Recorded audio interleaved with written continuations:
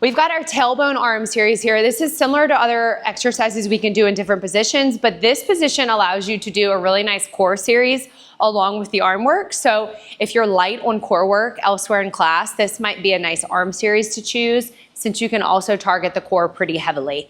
So we'll start seated here. Knees are bent, heels are towards your headrest. You'll see that they already know this because they teach, but they're set up so that they have a little bit of room here behind their lower back because we are gonna build through this series. So be sure that they are set up to where they do have a little bit of room behind them. So we'll just start with a bicep curl, and notice both of them are reclined back with a little bit of a C curve through their spine so that their core is engaged and supporting them. If they don't have that core activation, this is gonna be felt in the low back, which we don't want, okay? Thanks for doing that wrong, Ash. I looked at you for a second thinking that was real, and I was like, wait. Okay, so they're in their nice, neutral, engaged spines now.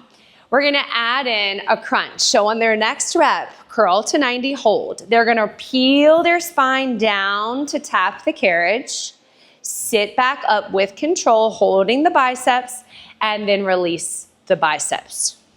So bicep curl, roll down the spine, tap the lower back. This is why you need the carriage behind the lower back. Sit back up, release the arms. Now we progress to bicep curl, crunch, and extension. Curl, roll down the spine.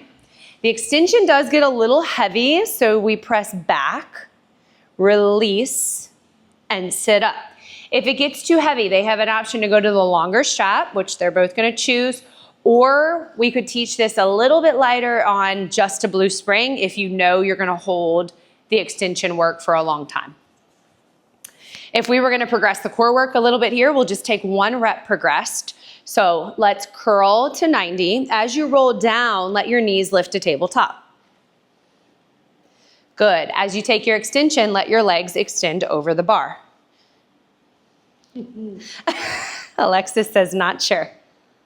Good. As you sit back up, you can either find the tailbone balance or let the feet come down. If Alexis was going to do a modified version, she might lift one knee at a time. Yes.